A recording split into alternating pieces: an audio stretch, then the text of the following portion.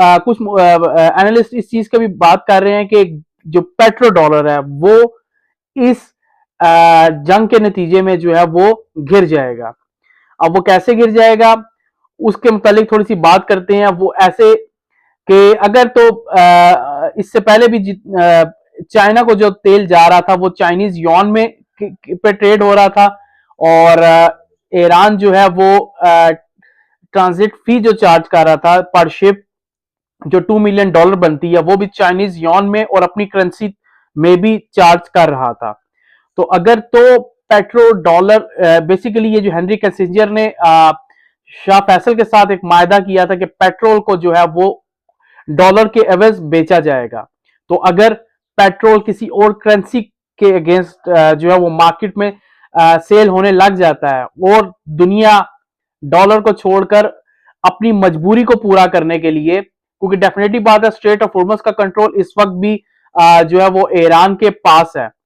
और अगर ये डील किसी सूरत हो भी जाती है या अगर डील नहीं भी होती, ये जंग जारी रहती है, तो ईरान हर सूरत जिस तरीके से वो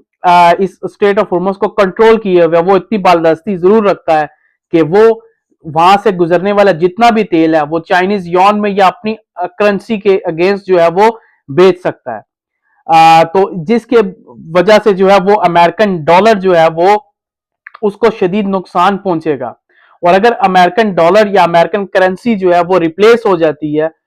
एज एन इंटरनेशनल करेंसी और वो चाइना और ईरान और रशिया इस चीज में कामयाब हो जाते हैं, तो फिर अमेरिकन डॉलर का जवाल शुरू हो जाएगा। और अगर अमेरिकन डॉलर का जवाल शुरू होगा तो ये मुमकिन है कि अमेरिका जो है वो इस दुनिया में एक आलमी जंग मुसल्लत कर दे। एक आलमी जंग यानी एक एटमी जंग, जिसकी सूरत में वो अपने डॉलर को बचाने की कोशिश करेगा। और बहुत से एनालिस्ट इस चीज की बात यही कर रहे हैं कि अगर अमेरिकन डॉलर क्रैश कर जाएगा जिस दिन, उस दिन इस दुनिया में एक आलमी जंग, एक न्यूक्लियर जंग इस दुनिया को देखने को मिलेगी। इसके साथ बात करते हैं कि ये जो जंग जारी है इसमें शेख इमरान हुसैन का कहना है कि इस जंग का असल मकसद ईरान की मरकजी अथॉरिटी को तबाह करना, ताकि इसराइल के लिए ग्रेटर इसराइल के राह हमवार की जा सके और अरब रियासतों को जो है वो महकूम कर देना, कमजोर करके रख देना।